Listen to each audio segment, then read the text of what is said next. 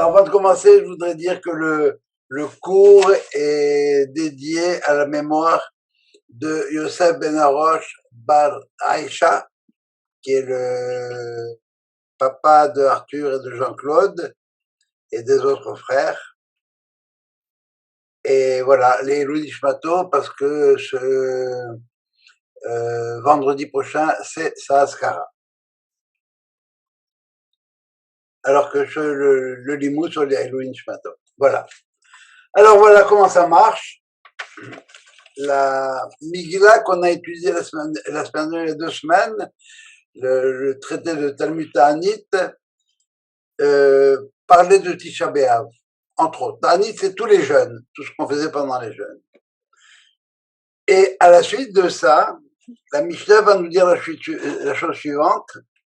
Amar Rabbi Shimon ben Gamliel, Rabbi Shimon ben Gamliel a dit, Lo hayut Yamim Tovim l'Israël, il n'y avait pas de jour plus faste. Yom Tov, c'est un jour faste, un jour de fête. Que Yom Kippour, Vetu Be'av. Pas de jour plus faste que, en Israël, que Yom Kippour et Tu Be'av. Déjà, avec cette introduction, on sait qu'il y a un lien entre Kippour et Tu Be'av. Kippour, c'est le tikkun de la peau du veau d'or, parce qu'on a reçu les 2e tables, donc Dieu a pardonné la peau du veau d'or. Et par conséquent, notre travail ce soir, c'est d'essayer de trouver qu'est-ce que tout Béhav vient faire comme tikkun. Qu'est-ce qu'on répare à tout Béhav. Alors voilà comment on va s'organiser. Je vais vous décrire les 6 éléments, parce qu'il y a 6 opinions dans la Gemara, et je vais vous décrire les 6 opinions de la Gemara. Simplement pour les placer en contexte. On va simplement faire, dans un premier temps, prendre du texte et comprendre le contexte de chaque chose. Dans un deuxième temps, on essaiera de trouver le dénominateur commun qu'il y a entre ces 6 choses-là. Et si on ne s'est pas trompé, si on a été, si on a bien fait notre travail, eh bien, on verra que la suite de la Gemara, que je ne verrai que dans un deuxième temps, nous donne raison ou pas. Ça va? Premier point. Alors la Gemara dit, Bishlama, Yom Kippourim. Je comprends Yom Kippourim. C'est le jour où on nous pardonne toutes sortes de choses. Mehila, Chapara, tout ce que vous voudrez. Ah ben, tout Béhav, c'est qu'est-ce que c'est tout Béhav? De quoi on parle? Et on a 6 opinions. Première opinion, c'est Amar Rav Yehuda Amar, Yom Shehuteru Shebatim Labo Ze Baze. Le jour où on a permis aux tribus de se marier entre elles. Vous saviez, vous, que les tribus ne pouvaient pas se marier entre elles?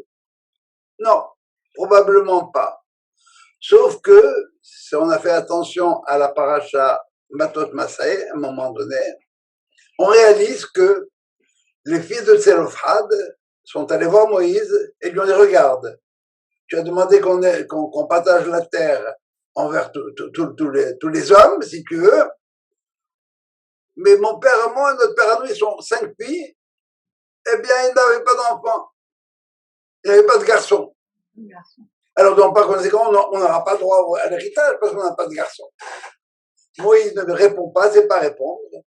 Il va voir Dieu et Dieu lui répond, elles ont raison. Maintenant, si un homme meurt et ne laisse pas de garçon, tu donneras l'héritage, sa parcelle d'héritage, son territoire en Israël, tu les donneras à ses filles. Par conséquent, les fils de Tselofhad auraient eu droit à un morceau de terrain dans leur tribu. C'est la tribu de Ménaché. Sauf que arrivent les autres tribus et elles disent ah bon, si Madame Tselofhad épouse Monsieur Karsanti, M. Karsanti fait de la partie de la tribu X, et par conséquent, à la mort de Madame Salofrad, M. Karsanti va épouser, va hériter de ce territoire de la tribu de Ménaché. Et par exemple, la tribu de Ménaché va être amputée d'un bout de son territoire pour aller vers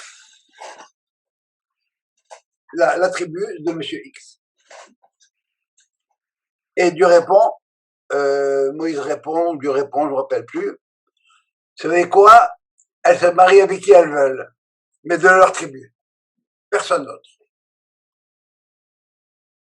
Or, à un moment donné, eh bien, cette loi a été levée. Elles ont été levées selon un raisonnement. Je ne vais pas rentrer dans le détail technique de comment les rabbins ont interprété un verset de la Torah pour le dire. Donc, premier argument, les filles, on peut se marier avec qui on veut, de la tribu qu'on veut. On comprend la logique, c'est clair, parce que maintenant les territoires sont délimités. Alors nous, on est dans tel territoire, on est dans la province de Québec. Quoi qu'il arrive, eh bien, on passera pas dans une autre province. Cette province-là, s'appelle Québec. Alors la tribu de Réhouben, eh ben, elle va s'appeler la tribu de Réhouben. Son territoire sera délimité. Ça va jusque-là? Deuxième argument, c'est à Tou B'Av qu'on a permis aux gens de se marier avec les gens de la tribu de Benjamin.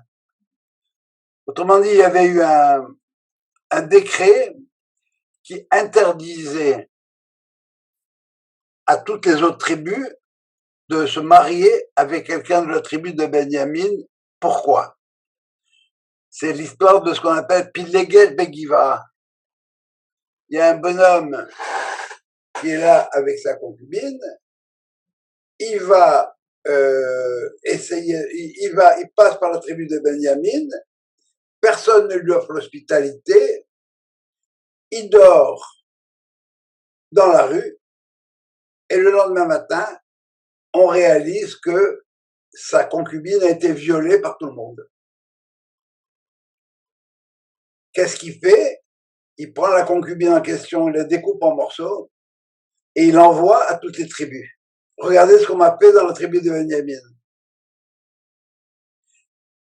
Il y a eu 3 guerres, je ne vous dis pas le nombre de morts qu'il y a là-dedans. Ok, ça vous intéresse, c'est dans le livre des juges, des rois, je crois, pardon, des rois. Et voilà comment ça s'est passé. Bien, des juges. Et donc, personne ne se marie avec la tribu de Benjamin, jusqu'au jour où, bien plus tard, on a levé l'interdiction, c'est-à-dire que les gens qui ont juré de ne pas donner leur fille à Benjamin, c'était cette génération-là et pas une autre. Donc, on a levé cette interdiction. C'est bon jusque-là? Pas de questions? Troisième réponse, c'est le jour où les morts du désert ont cessé de mourir, si j'ose dire. Alors, vous vous rappelez qu'après l'épisode des explorateurs, Dieu a condamné toute la génération entre 20 et 60 ans présente de ne pas rentrer en Israël. Et tous les jours, toutes les veilles du 9 av, les gens creusaient leur tombe et rentraient dans leur tombe. Il y en a qui se levaient et il y en a qui se levaient pas.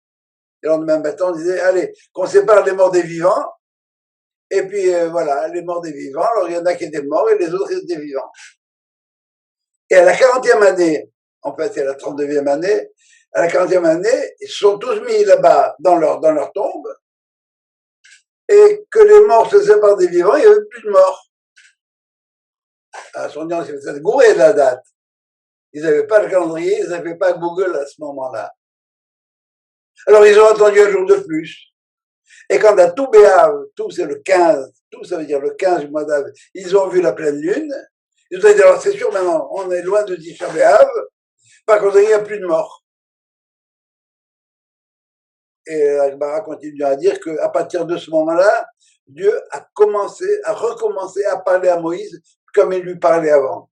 Ça veut dire que pendant 38 ans, il n'y avait pas la communication habituelle entre Dieu et Moïse, mais maintenant, c'est fini, la sanction est levée, voilà, le verdict ne tient plus, il est terminé, et vous allez rentrer en Israël. C'est le troisième point, comme tel. Quatrième, des questions là-dessus? Quatrième point, je crois que j'en ai raté un.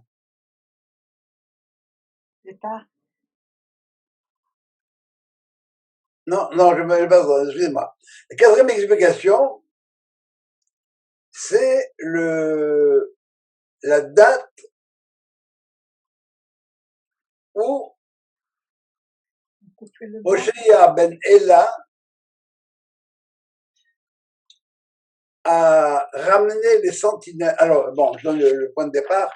Ce Jéroboam ben Nebat, c'était un roi, premier roi après le schisme. Qu'est-ce qu'il a fait entre les tribus d'Israël et les tribus de Juda? Il a fait construire des lieux de culte Avodah Zarah à l'extérieur de Jérusalem, et il a mis des sentinelles pour empêcher les pèlerins d'aller à Jérusalem. Ça, c'est Yeroboam ben Nebat. Ça va? Autrement dit, tu ne peux plus aller pèleriner au temple. Si tu n'es pas dans le royaume de Juda, où il y a les tribus de Juda et de Benjamin, et une partie des tribus de Ménaché, les 9 autres tribus ennemies, eh bien, elles ne pouvaient pas aller à Jérusalem. Elles étaient obligées d'aller se prosterner là où elles allaient. Là où il avait, lui, mis ses veaux d'or et des choses comme ça. Ça, c'est la quatrième explication. Arrivé à un moment donné, Hoshea ben Ela, qui n'était pas un roi modèle, mais il était moins pire que les autres, il a dit non. Maintenant, on va faire sauter les sentinelles et on va permettre aux gens d'aller prier là où ils voudront. Même si moi, Hoshea ben Ela, je fais partie du royaume d'Israël, si des gens de mon royaume à moi veulent aller à Jérusalem, ça retourne, qu'ils y aillent. J'empêche plus ça. Question par rapport à ça? Ok. C'est bon? Cinquième explication. Alors, vous vous rappelez de l'épisode de Bar Kokhba, n'est-ce pas? Là, on a vu qu'à Tisha B'Av, Nilkeda Betar, la ville de Betar a été détruite. Quel est l'arrière-plan de toute cette histoire-là? Eh bien, c'est que Israël était encore sous domination romaine et ils avaient une habitude en Israël, lorsqu'une garçon naissait, on plantait un cèdre, et lorsqu'une fille naissait, on plantait un pin. Et au moment du mariage, 20 ans plus tard, on se servait des bois du cèdre et du pin pour faire la choupa. Voilà que la fille de César a eu le malheur de se balader à un endroit et là où elle était assise, comment ça s'appelle, là où elle a porté on va dire le chariot, c'est un chariot traîné à bras d'homme, si vous voulez, ou bien par des charrettes, ils se cassent. Alors, qu'est-ce qu'ils ont fait? Ils sont allés prendre un morceau de bois de cèdre, les Romains sont allés prendre du bois de cèdre ou de pin pour arranger ça. Les Juifs qui étaient là-bas, ils ont dit, quoi, vous venez toucher à notre cèdre, à notre pain? Et ils sont allés, ils les ont tabassés. César entend ça, et il dit quoi? Les Juifs sont rebelles, et c'est là qu'a commencé la grande bataille de Bétar. On n'a pas le temps, mais il faut lire. Il y avait pendant 1 000 de distance, il y avait des ruisseaux de sang qui coulaient et la mer, jusqu'à la mer, qui en était inondée de sang. Je sais pas combien il y a eu de centaines de milliers de juifs qui sont morts. Et pour bien donner la leçon aux juifs, on a interdit de les enterrer. Ça veut dire que tout autour de Bétar, vous aviez un amoncellement de cadavres qui n'ont pas été enterrés. Et puis voilà qu'un beau jour, c'était un tout béave, eh bien, on leur a permis de les enterrer. Et c'est là qu'on a institué dans Birkat Hamazon, Atov Ve'ametiv, celui qui est bon, il est bon parce que les corps n'ont pas pourri, Ve'ametiv parce qu'il a permis de les enterrer par la suite. Et la permission de les enterrer par la suite, c'est arrivé à tout béave. Donc là, So far, so good. Dernière explication, c'est le jour où on a enterré la hache, pas la hache de guerre. La hache qui servait au bûcheron pour couper le bois, lequel bois allait être utilisé pour les sacrifices. Qu'est-ce que c'est tout béave? Eh bien, c'est le moment où le soleil est à son zénith. Il est le plus haut. Et à partir de là, le soleil l'intensité du soleil commence à diminuer. Et étant donné que le soleil n'est pas aussi fort, il y a des risques que le bois du sacrifice soit rempli de vers de terre. Et par conséquent, il devient impropre pour le culte. Et la Gemara va dire, bon, eh bien, ce jour-là, on appelle Yom Tabal Magar, le jour où on a enterré la hache. Et la Mishnah va dire, étant donné qu'à partir de ce jour-là, les jours diminuent, alors on a moins le temps d'étudier pendant le jour. Et par conséquent, il faut utiliser le temps qu'on n'a pas étudié pendant le jour, il faut l'ajouter dans la nuit. Et la Gemara a un truc dingue ici, elle dit, bon, alors tout celui qui rajoute du temps d'étude pendant la nuit, Yosif, ça veut dire sa vie va se prolonger. Et celui qui ne continue pas, Yasef, il finira. Et la Gemara dit, ça veut dire quoi il finira? Ça veut dire que sa mère va l'enterrer. Voilà, c'est pas bien, c'est pas gentil, hein. Donc, nous sommes maintenant en possession de 6 événements. J'ai une question sur le premier événement, ouais. Qui est le mariage entre tribus. Oui. Est-ce que c'est un ordre de Dieu qu'il n'y ait pas de mariage entre les tribus? Et si c'est le cas, comment est-ce que les rabbins ont pu contourner la Torah pour le permettre?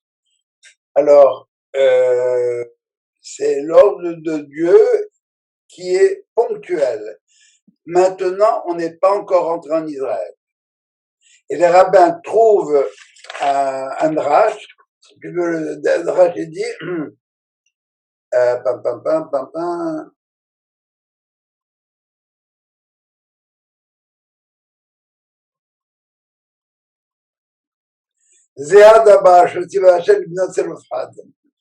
voilà ce que Dieu a dit au pied de Tselophrad. Ça va? Et la Gemara va dire, ça n'a été dit que pour le fils de Tselophrad. D'accord, ok, parfait. Madame Abitbol, elle peut le marier avec qui elle veut. Parfait. Est-ce qu'il y a aussi un lien? Je crois qu'il y avait 2 tribus qui sont restées de l'autre côté du Jourdain. Ça joue pas ici. Ça joue pas ici, d'accord. On parle que des tribus, la moitié de la tribu de Ménaché, tu as raison, elle est restée de l'autre côté, mais ça, c'est 6 ans après. D'accord. Ça va? Alors, donc, seulement les filles de la tribu de Ménaché ne peuvent pas se marier avec un autre, quelqu'un d'une autre tribu, parce qu'il y a le risque de perte de territoire de Ménaché. C'est tout. D'accord.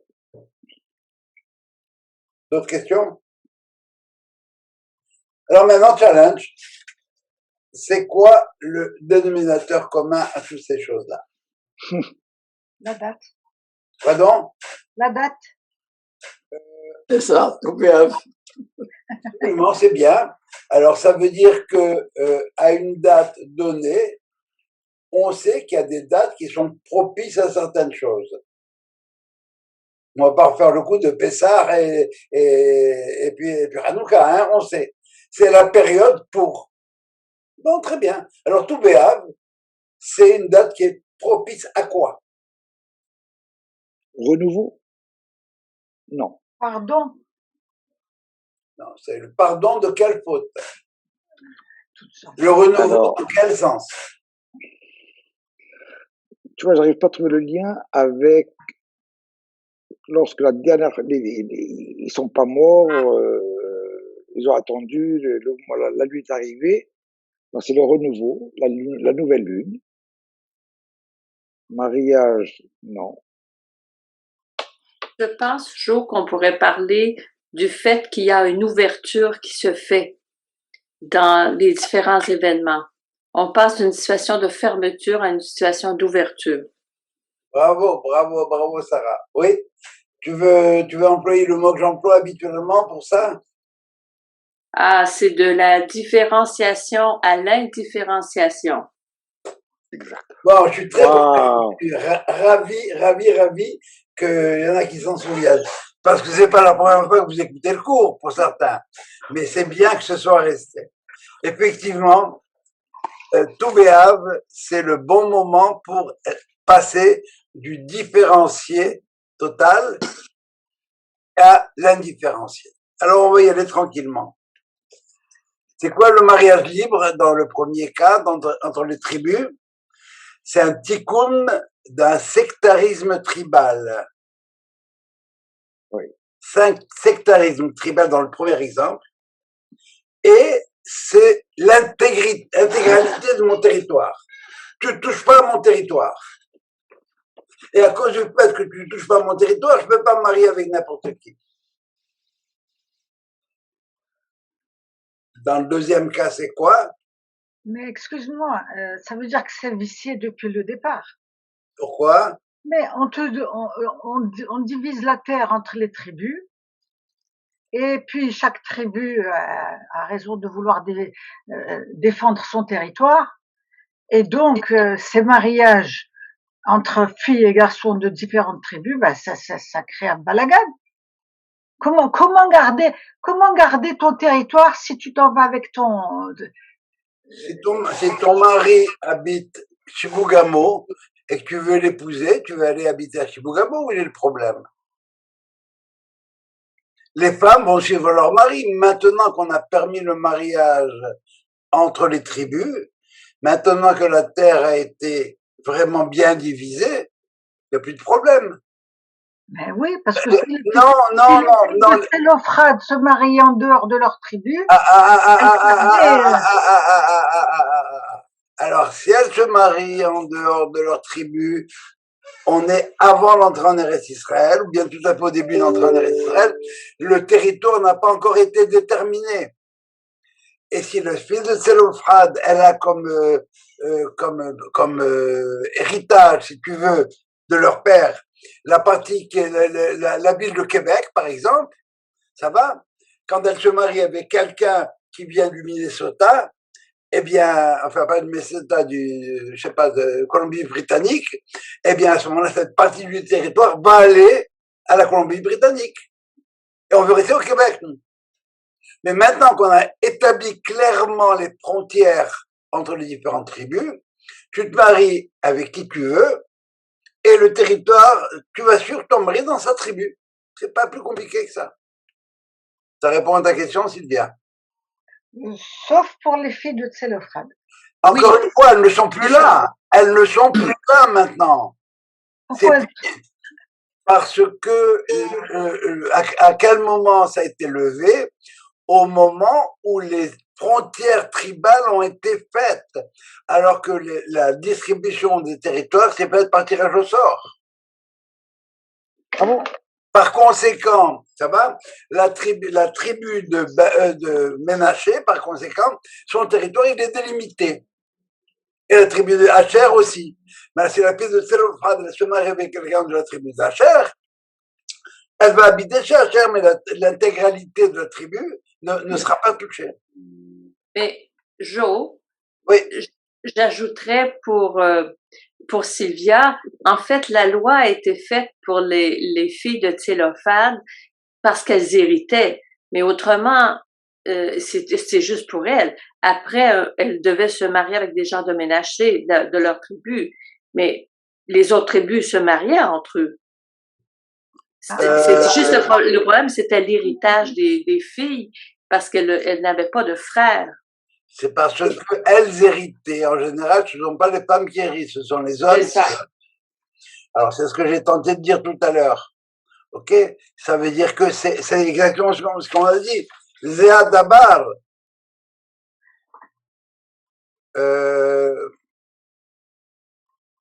Excusez-moi, il faut que je retrouve ça. Zéa Dabar, Hachel Tsiva, Hachem Livnot Zelofrad. Mais ce principe de Benot Zelofrad comme tel, il est valable pour tout Israël.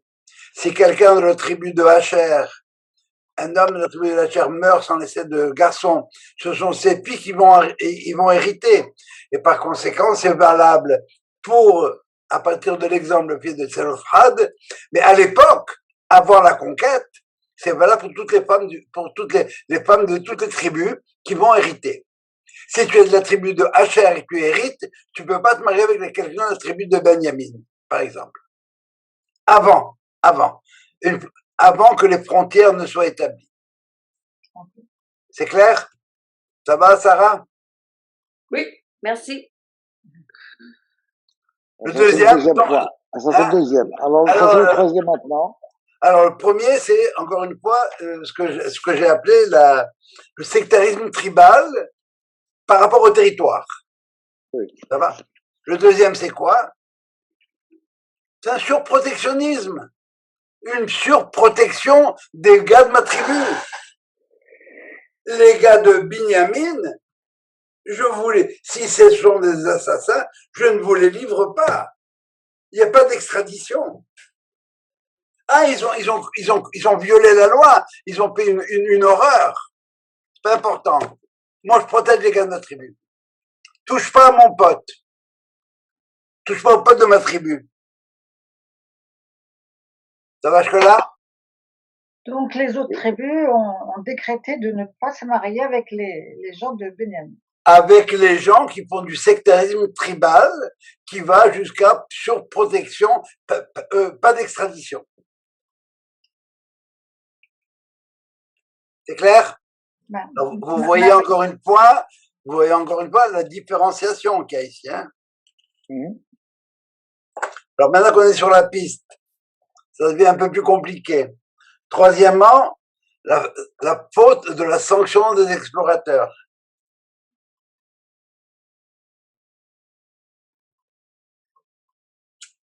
Donc, 212. Les gens rentrent en Israël. Pardon? La faute, c'est d'avoir tout fait pour que les tribus ne rentrent pas en Israël. Et en quoi c'est du sectarisme?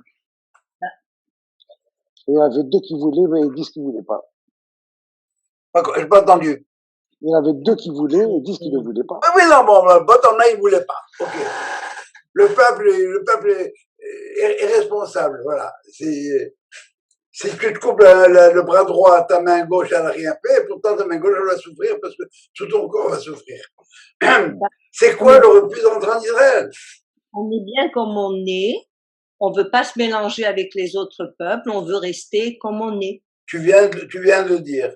Ça veut dire que je refuse ma mission d'ouverture au monde.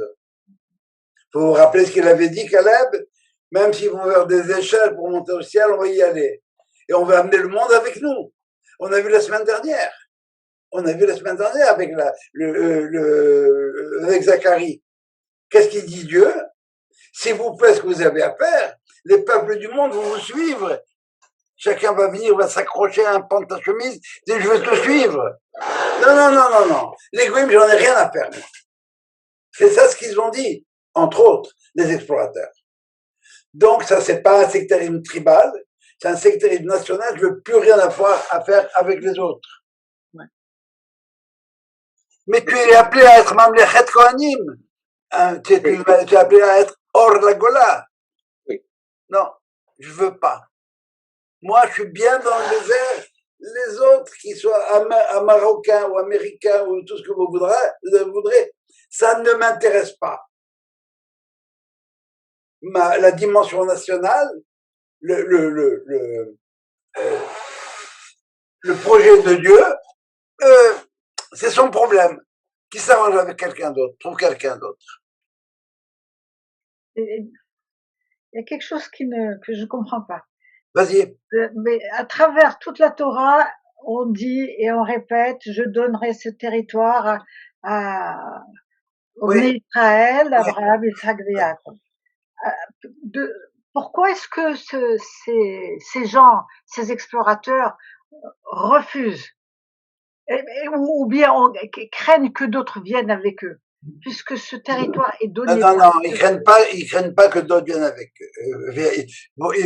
Ils veulent pas faire en sorte d'amener le monde. Ils veulent pas aller sauver l'humanité. C'est ça, hors la Gola. Ils refusent cette mission. On reste entre nous. C'est un sectarisme, pas tribal. Mais la terre était pour eux, tout simplement. Oui, et pour faire quoi? Pour planter des choux? Non, même si c'est pour être hors la Goïm, ça part de là-bas, mais à aucun moment, ça a été répété tellement de fois que cette terre est destinée au Bnei Israël. Réponds à ma question. Destinée au Bnei Israël pour faire quoi? Pour servir pour être hors la Goïm. Alors donc, ils refusent cette idée-là. Ils refusent d'être hors la Goïm. Tu ne vas pas en Israël simplement parce qu'il fait bon à Eilat. Tu vas en Israël pour construire des échelles et faire monter pas Israël seulement, mais le reste de l'humanité au ciel. À Sukkot, on offre 70 taureaux. Oui. Pour les 70 nations. Oui. Et par conséquent, j'ai un travail à faire par rapport aux nations.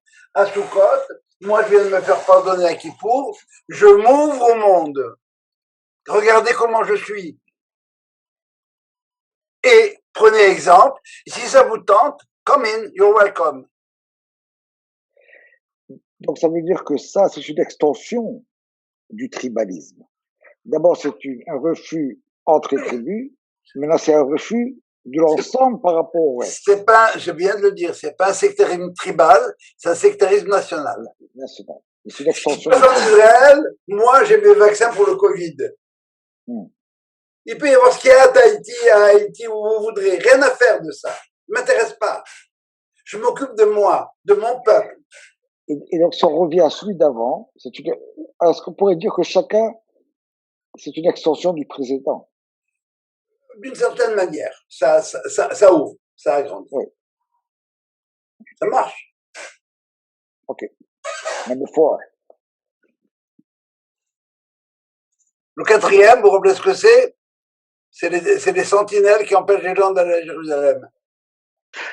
Jo, est-ce qu'on pourrait dire que le comportement juif par rapport aux juifs israéliens, où la mentalité diasporique va versus la mentalité où le juif sur sa terre, est-ce que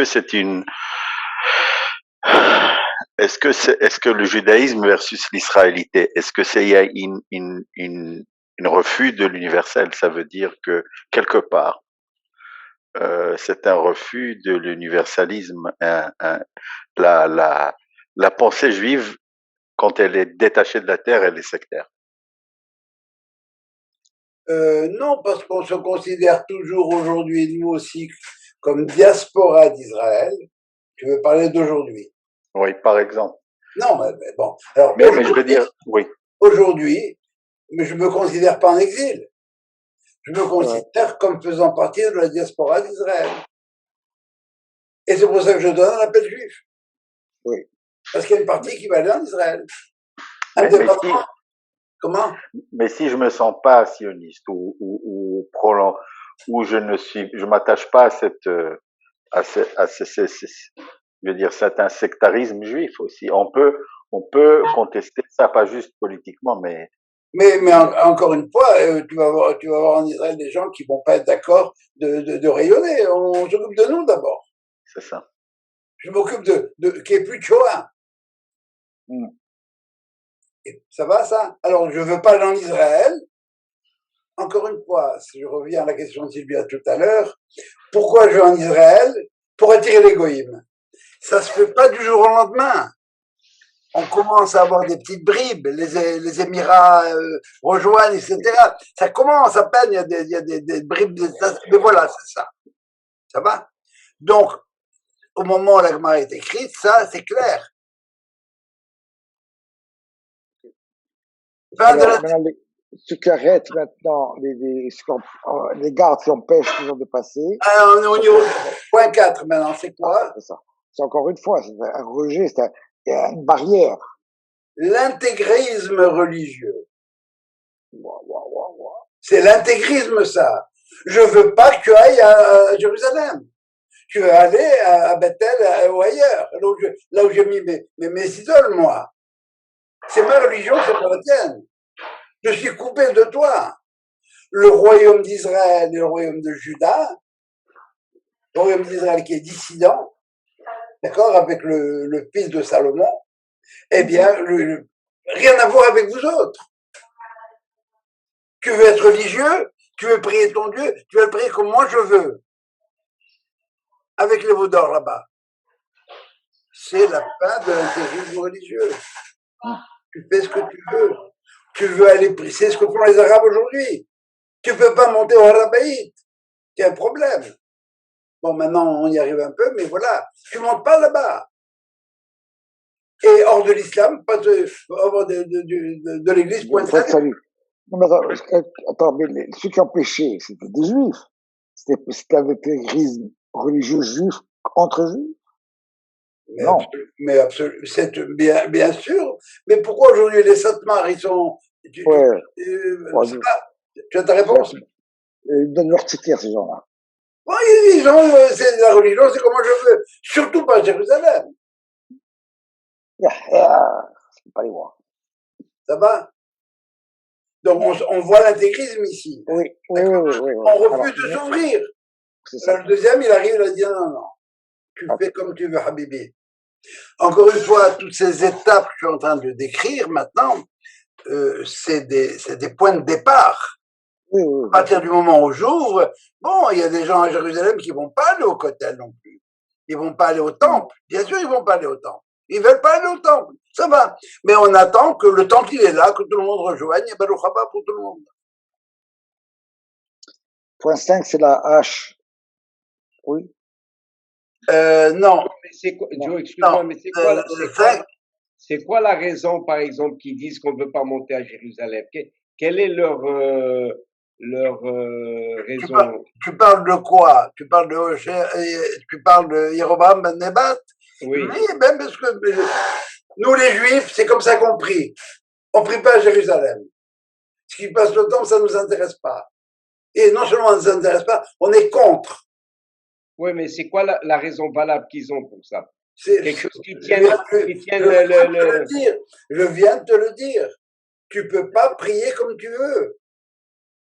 Non, mais c'est pas ça la question que Marco pose. Quelle est la raison que eux donnent pour justifier cette action? Oui, c'est ça, exactement. Quelle est leur justification valable? Parce que le vrai culte, c'est comme moi, Yeroboam ben Nebat, je décidais que ça allait être. C'est moi qui décide de comment on prie aujourd'hui et pas ailleurs. Autrement dit, c'est ça l'aboutissement de l'intégrisme. Tu pries de cette manière-là et pas autrement. Arrive au Shaya qui vient et qui va dire eh bien non, c'est pas vrai, faites ce que vous voulez. On est libre. Vous voyez bien, le sectarisme vient de sauter là maintenant, non? Ça va, Marco? Ouais. Numéro 5, c'est Bétard. On veut strictement rien avoir avec vous. La fille du roi, rien à faire. Ça m'intéresse pas. Je veux pas de contact avec vous, les goïms. Et surtout pas que venez, mais si c'est pour permettre à la fille du roi de se déplacer, je veux strictement rien avoir avec vous. On laisse rien du tout au goïm, même à la monarchie. Mais il y a nous et il y a vous. Alors c'est vrai qu'on vit en bonne entente d'une certaine manière. C'est vrai, on s'entend les uns avec les autres. On veut s'entendre. C'est bien, c'est magnifique. Mais on veut pas s'entendre. Tu es l'occupant. Tu es celui qui occupe mon territoire. Moi, je suis encore sous domination romaine. Eh bien, tout bad. Rien à faire avec César. Pas du tout.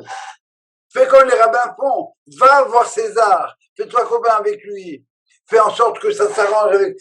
Ça va avec. Fais-toi copain avec Bush. Fais-toi copain avec à ce moment-là là-bas. Obama, Biden. Trump. Fais-toi copain avec Trump. T'as pas besoin de se faire copain avec Trump. Netanyahou, il a dit Obama, Trump peut-être, mais pas Obama. Et surtout, alors eux, ils ont dit surtout pas Obama. Tu viens, c'est toi, je te reçois pas avec le tapis rouge. Je veux rien avoir à faire avec toi. C'est lui qui veut rien avoir à faire avec nous. Ça veut dire que la haine gratuite qui pouvait, elle s'est prolongée. La haine gratuite, même avec l'occupant, tu veux besoin de haïr. Il est là, c'est vrai, tu n'es pas content qu'il soit là. Mais il faut être un surhomme pour ne pas. Moi, des fois, je vois que c'est des Toré Carta. Comment je pourrais les accepter, ceux-là? On va leur cracher dessus. D'abord, pour l'instant, c'est pas les Toré Carta. Les Toré Carta, ils font quand même partie de Très bien, BDS. Allez, les BDS. Oui, ils font tout ce que tu veux. Mais ils font quand même du pas du peuple. Mais comme tel, déclarer la guerre à Biden, aujourd'hui, ce serait une idée géniale pour foutre Israël en l'air. Alors, la fille du roi, elle est là, elle a besoin d'un bout de bois. Tu vas massacrer les gens parce qu'ils ont pris un bout de bois, pas pour t'embêter. J'avais besoin de ça pour réparer ma voiture. Mais ça dépasse l'entendement quand même. C'est comme ça que la Gemara explique la chose. Je cherche maintenant la logique interne de la Gemara. Et la Gemara, dans la Maseret Gittin, la page 57b, vient et décrit toute cette histoire-là. Comment ça s'est produit? Ça s'est produit que j'ai pas voulu que la fille du roi prenne un bout de bois chez moi. Alors que c'est l'occupant, hein. Rien à voir avec ça. Ah bon, tu veux vraiment marquer des barrières? Eh bien, tu vas voir ce que ça va donner. Il y a une limite, quand même, aux choses. Je dis, tu as raison d'un point de vue intellectuel. Non, je comprends que d'un point de vue intellectuel, tu te dises, on doit faire une ouverture au monde. Mais c'est vraiment le message du Jésus-Christ. Et si on te frappe la joue gauche, tends la joue droite. Non, t'as pas demandé de tendre la joue droite. Pas du tout. On t'a pas demandé ça. On t'a dit, le bonhomme, il est là, il passe, il a besoin d'un bout de bois, laisse-le prendre ton bout de bois. Alors, le Palestinien vient, alors voilà, je suis mon gilet Samarie, un Palestinien, il vient, il dit, je veux ça, tu vas lui donner? Alors, attends, le Palestinien, il arrive, il va mourir de faim, tu vas pas lui donner à boire? C'est pas la même chose. Il y a une limite. C'est ce que je te dis. Donc, il y a une limite jusqu'où tu peux aller. C'est du même ordre, encore une fois. C'est du même ordre. Ils en ont besoin, autrement, qu'est-ce qu'ils font? Ils vont mettre la paix du roi sur leurs épaules, ils vont marcher. Ils ont besoin d'un truc pratique. Il n'y a rien d'idéologique là-dedans. Dans l'attitude de la fille les soldats qui accompagnaient la fille de César ici, ils pensaient pas faire mal, ils voulaient pas te brimer. Ils sont arrivés, ça aurait pu être, même chez eux, ils auraient fait la même chose. C'est pas volontairement pour te brimer qu'ils font cette chose-là. Et par conséquent, en plus de ça, tu es pas très smart. Tu es pas très smart parce que tu n'as pas songé aux conséquences. Oui, ok. Tu es vraiment pas brillant, hein, Coco. Eh ben, c'est ça. Bon, mais encore une fois, on étudie la Gemara, on parle de ce qu'on parle et on regarde ce qu'il y a. Dans ce contexte, tu as raison, je comprends, je m'excuse. Dans ce contexte, il y a quand même un postulat qui est une femme qui passe, qui a besoin de quelque chose, tu peux pas tourner la tête. Et c'est pas qu'ils ont tourné la tête, ils leur sont tombés dessus. C'est ça. Oui. Ils ont pris les mitraillettes, ils ont commencé à tirer. Jo, on te voit plus. Ah, pardon. Tu as fait une différenciation avec nous. Non, je vous ai laissé la tête. Tu deviens sectaire. Je deviens sectaire, oui, c'est ça. Ça va? En fermant, alors, dernier point. Lâche. Ça va jusque-là? Oui. On enterre l'âge de guerre. À cause de quoi? À cause de quoi? À cause du bois. À cause du soleil qui ne brille plus. Il n'est pas assez fort, le soleil. Et par conséquent, si je n'ai pas le soleil, c'est-à-dire les goïms, et le soleil, c'est l'astre des goïms, si je n'ai pas les goïms comme tels, alors, si je n'ai pas de contact avec les goïms, alors même mon culte, il n'est pas bon. Très beau. Mon bois va pourrir. C'est un culte bidon si je ne traite pas convenablement les goïms. Oui. Ça veut dire quoi? Ça veut dire que je veux rester là où je suis, je ne veux pas bouger. Et vous avez l'exemple maintenant de ce que vous avez dit avec Marat tout à l'heure. Si tu continues pas à étudier, tu es bien comme tu es. Eh bien, c'est comme si ça sert à rien que tu sois venu au monde. C'est sa mère qui va l'enterrer. Parce qu'il n'a pas avancé dans les Toladot. Il est resté coincé. Avance. Qu'est-ce que c'est l'ouverture? Qu'est-ce que c'est la différenciation? C'est quoi? Pardon, l'indifférenciation, c'est l'ouverture. Je veux être ouvert. Non, moi je veux pas être ouvert. Je veux rester au point. Ma mère, elle m'a mis au monde comme ça, je veux rester comme ça. Ah, j'ai étudié jusqu'à présent 3 heures en journée et 2 heures le soir. Maintenant, la journée rapetisse. Bon, je m'étudie que 2 heures. Il y a 1 heure qui est foutue, perdue. Je vais rester moi avec mon rythme. Non. Ton rapport avec l'égoïsme, il doit rester le même.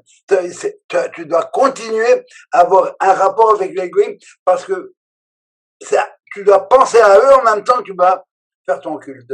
Ton culte, quand je prie moi, quand je dis, je demande au bon Dieu de donner de la rosée, il me dit, je dis pas donne-moi la rosée au 7802 Kinder. Je donne-moi de la rosée à travers tout Montréal. Quand en Israël on prie pour la rosée, on prie pour la rosée à travers le monde. Et par conséquent, dans ma liturgie à moi, j'inclus, je suis très, très, très inclusif.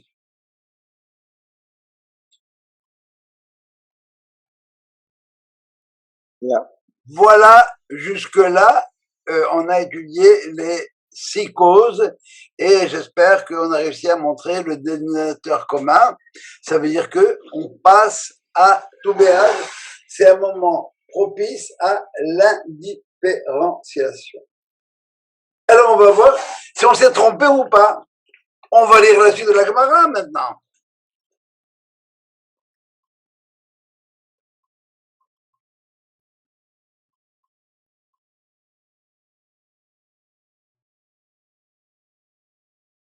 Et la Mishnah continue en disant, pourquoi est-ce que Toubéa et Yom Kippour, c'était des jours fastes?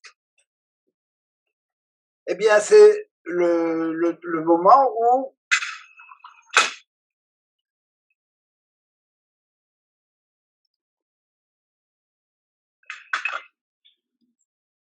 les filles de Jérusalem sortaient dans les bois, elles allaient dans les champs. Et qu'est-ce qu'elles disaient? Elles draguaient.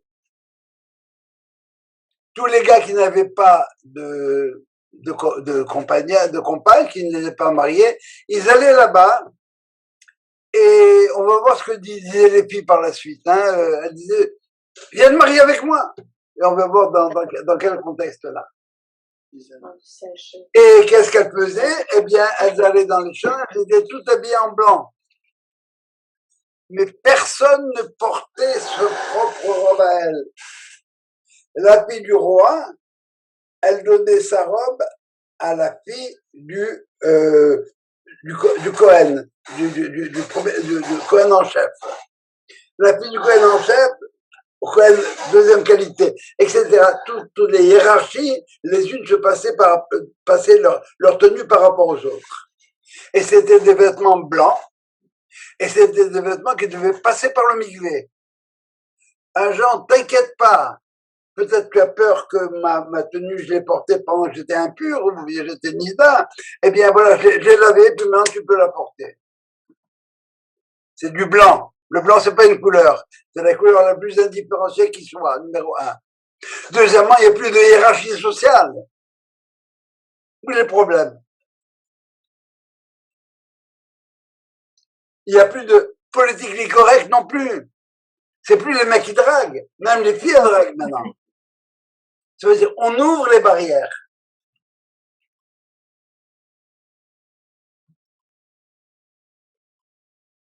Et c'est un peu, si vous voulez, ce qu'on vit aujourd'hui en Israël avec la chutzpah. La chutzpah, ça veut dire quoi, chutzpah? Ça vient de chutz, dehors, paix la bouche. Ça veut dire que jusqu'à présent, tout ce que j'avais à dire, tu me le ravalais parce que c'est pas politiquement correct. Maintenant, fiston, ce que j'ai à te dire, je vais te le dire.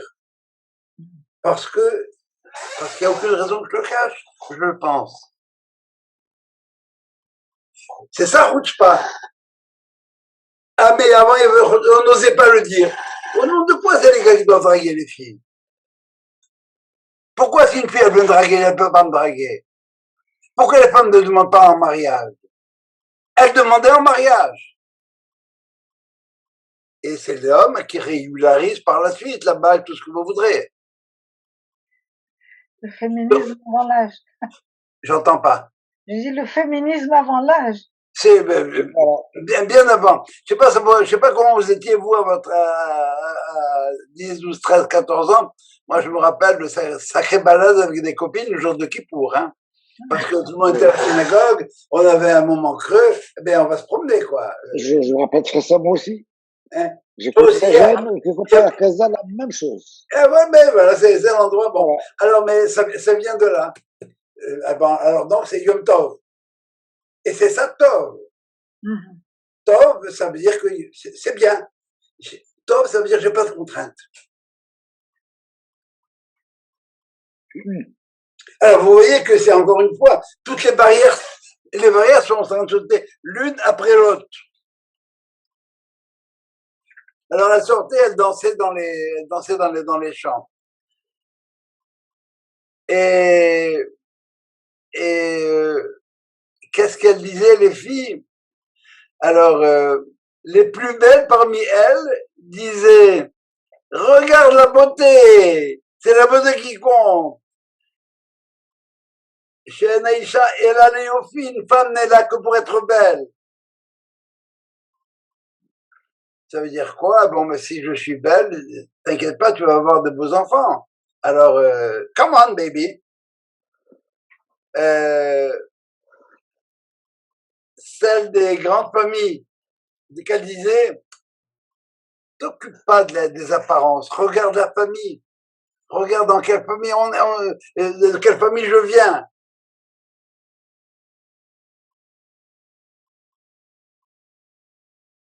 Et si mon fils à moi est né dans une grande famille, eh ben ça va faire Wold Bronfman. C'est le fils de Bronfman. Ça va. Donc déjà il y a un pédigré pour le gosse.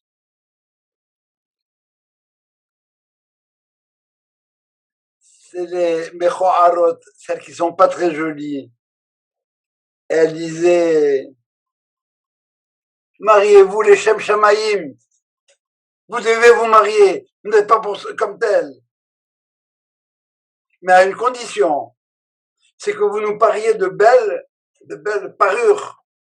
parce que je suis peut-être laide, mais j'ai une maquilleuse extraordinaire, j'ai une coach qui me met les bijoux qu'elle veut, elle sait choisir mes affaires, et même si apparemment je te parais laide comme ça, crois-moi, si tu t'occupes bien de moi, tu vas me trouver super belle. Donc là aussi, on vient de faire sauter des barrières. Et la Gemara se termine, et c'est la dernière partie du traité Ta'anit qui disait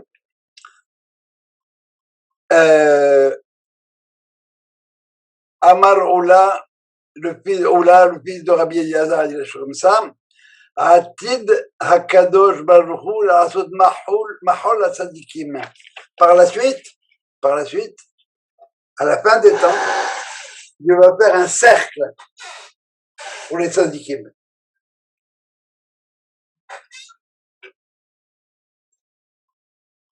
Et il va être au centre. Et chacun va dire en pointant Dieu, c'est ça mon Dieu, c'est lui que j'attendais, etc. Alors, c'est quoi cette histoire-là encore une fois? Pourquoi un cercle? J'écoute? C'est ça qu'il n'y a pas de début, il n'y a pas de fin. C'est l'indifférencié par excellence. Effectivement. Et c'est quoi la dernière lettre de l'alphabet, la 15e lettre de l'alphabet? Même. Non. Non? C'est pas même? Non. Yud, c'est 10. Kaf, Lamed, Mem, Nun, Samer. Ah ouais, c'est vrai. C'est quoi la forme du Samer? Un cercle. Fermé, il est fermé. Il est fermé. Indifférencié, absolument. Le cercle, c'est l'indifférencié. Alors voilà ce que c'est tout Béav.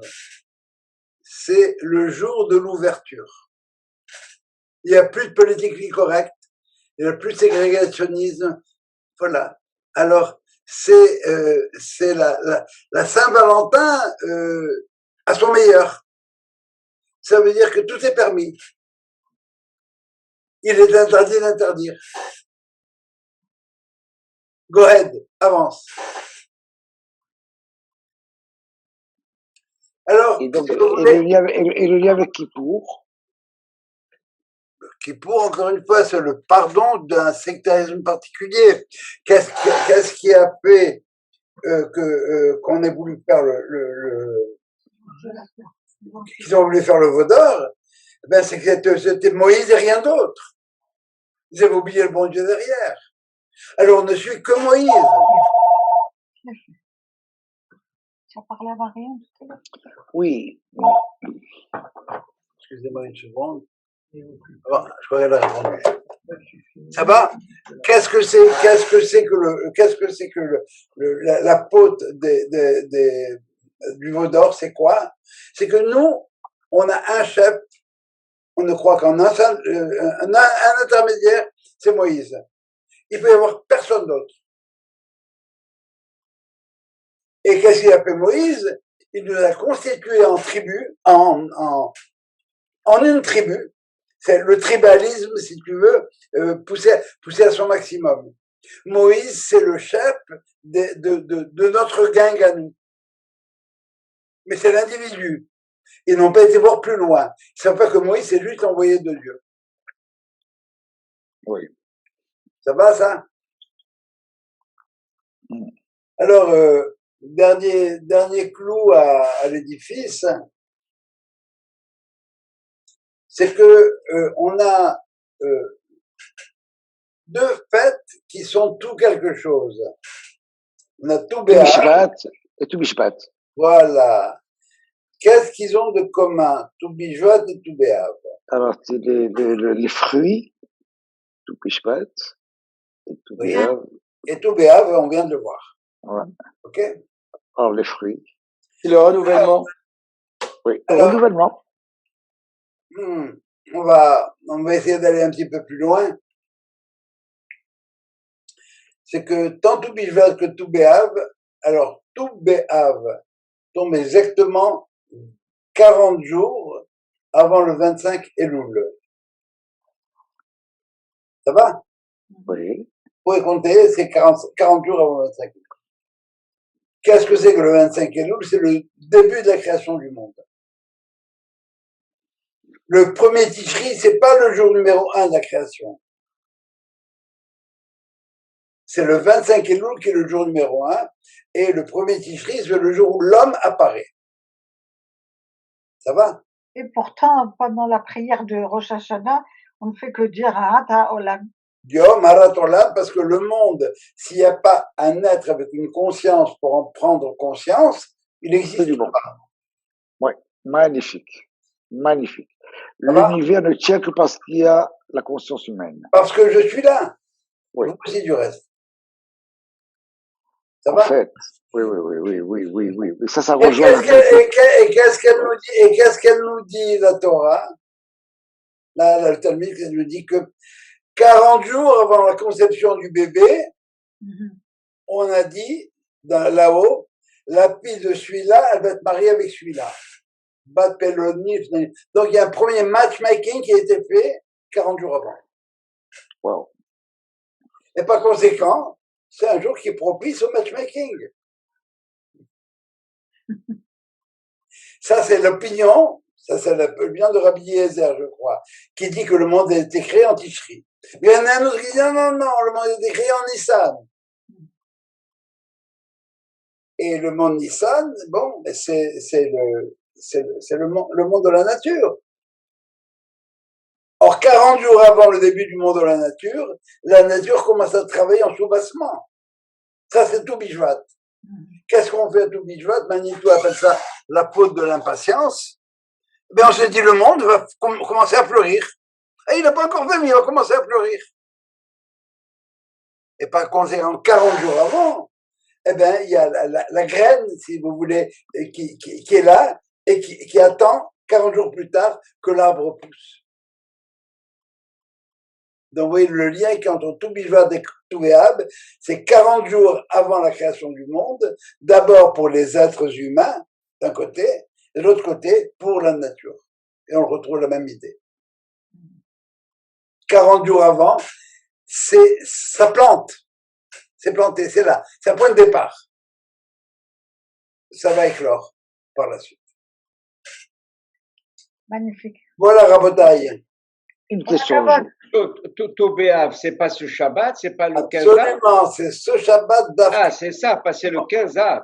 On fera pas Silkat Techa. Ah. Jacques, on ne t'entend pas. Si tu veux que je t'entende, il faut que tu ouvres ton micro. Non. Mais alors, qu'est-ce qu'il y a de spécial à faire? À tout Béab, tout est beau. Alors, on est tous beaux. Et tu remarques Béab, c'est le moment où c'est un jour qui est faste pour s'ouvrir, pour l'ouverture. c'est le Yom Tov par Et excellence. c'est le Shabbat de ma mère. C'est Voilà. pas vrai. Ah, bah, Ouais. voilà, magnifique. Le 24. Ouais. Marco, regarde. Ah, Il sortira pas, ton CFR va pas sortir. Ton hein? CFR va pas sortir, je m'excuse. Comment? Ton CFR va pas sortir. C'est pas grave. C'est pas grave. Je t'avertis parce que c'est ton CFR, mais C'est habitude pas parce qu'il y a grave. le bar mitzvah, et je sors un CFR plat, comme le bonhomme va lire, ne va pas avoir un mur. Mazal Tov. Tous les séparim sont super. Marco, Jacques, j'étais chez toi pour le super de ta mère. Ouais. J'ai photo. J'étais pour le séper de ma mère qu'on avait fait à la maison et à la synagogue. Ouais, j'étais chez toi. Et le séper qu'on a fait aussi pour mon beau-père. C'est moi qui ai fait la vente, je me rappelle. Jacques, Ah, le champion. Jacques, tu dirais quelque chose sur la mincha. À Minha, il n'y a pas de problème. Ça va, Oui, va sortir à un Minha. peu plus de travail, mais ça va faire Sylvain, plus de pourquoi travail. tu viens pas nous rendre visite Shabbat? Ça nous ferait plaisir. À moi. Oui. Viens, après on a un petit truc ensemble. Viens. J'ai envie. Ah, yallah. Allez, viens. Je pense Voilà. même à Kippour. Je pense même à Kippour d'ailleurs. J'ai pas de synagogue. Ah Tu ben, crois, pardon? Kippour dernier, je n'ai pas la synagogue. J'ai fait la prière à la maison. J'ai écouté le chauffard chez Raski. Enfin, chez Raski, à l'extérieur. Ouais, Et je ouais. posais la question pour cette année. Où je vais aller. Bon, Ah ben, alors, tu viens chez nous. Je vais réfléchir. dès que tu te branches, oui. Mais Les branche réserves- pas plutôt, Sylvain. Oui, c'est pour ça que je t'en parle, bien sûr, Ouais, bien parce sûr. que, faut voir avec le bureau. Non, je sais que vous êtes plein craqué, donc Ah non, non, non. Tu réserves. Propos, de la place, on va en trouver. Le problème, dans quelle salle tu seras, bon, mais les deux offices sont libres. Je lui donne ma place, il veut rester non, avec. la crevesque qui est adorable. Moi, je serai avec Ariel et Meloul. Ah, ok, ok. Tu es le bienvenu. Viens déjà ce Shabbat, ça me ferait plaisir. Et Allah. J'avais prévu aller nager, mais bon, je vais réfléchir. Ah, yallah, c'est tout réfléchi, Bénéder. Il a raison. Est-ce que vous auriez des questions sur le coup? Moi, j'ai une question, Jo. On a parlé du veau d'or, et je sais pas pourquoi, quand tu as parlé du veau d'or, après ça, tu as parlé du cercle. J'ai pensé à une réflexion que Delphine Orviller disait en parlant du veau d'or, que le mot en hébreu pour le veau, c'est le même mot pour un disque. Oui, un cercle, régal. Un cercle. Un régoul, c'est ce qui est circulaire. C'est ça. Donc, j'ai fait le lien entre le cercle que tu as dit tout à l'heure. Oui, mais le cercle, tu n'avais pas encore entendu parler du cercle tout à l'heure. Non, effectivement. J'y ai pensé après. Oui, bon, mais pourquoi? Ça veut dire que les gens, les gens du Vaudor, comme tel, ils voulaient rester enfermés dans ce cercle-là. Mais c'est pas le même cercle. Le cercle, ça peut, les différents points du cercle sont équivalents les uns aux autres, mais la surface à l'intérieur du cercle, elle reste inchangée. C'est ça. Et eux sont des gens qui avaient une habitude païenne de tout temps, et ils ont voulu rester là-dedans. D'accord. Intéressant. Donc là, Alex Jo. Voilà, Kavod. Voilà, c'est une dimension de tout. Il y en a d'autres. Hein. On pourrait montrer, on pourrait faire une étude juste sur le mot Tov. Yamim Tovim l'Israël, le mot Tov lui-même comme tel. Ça va? On pourrait étudier tout ce qu'on vient de faire à partir du mot Tov lui-même. Peut-être que je ferai Shabbat premier, je sais pas. Voilà. Maintenant, il faut boycotter Ben Jerry. Ah oui, absolument. C'est pas Ben Jerry, c'est Ben Jerry, maintenant, ils ont appelé. Non, en fait, c'est Unilever, c'est Unilever qui ont acheté Ben Jerry. Oui, je sais bien. Mais il s'appelle maintenant Ben Jerry. Exactement. Antisémite. Oui. Alors, on parlait du Sefer Torah, j'ai tardé ce soir parce que j'ai été à une Arnasa Sefer Torah. Ah, et c'est marrant, regarde qu'on parle des Sefer Torah et regarde, c'était dans un jardin, une maison privée, ils étaient peut-être 100, on était 120 personnes, il n'y avait que ma femme et moi qu'on avait les masques. C'est incroyable. La vérité, j'étais très inquiet parce que les gens s'embrassaient, il y a personne qui avait le masque. Personne. On se serait ma belle-sœur avait 2 vaccins. Et ma belle-sœur a les 2 vaccins.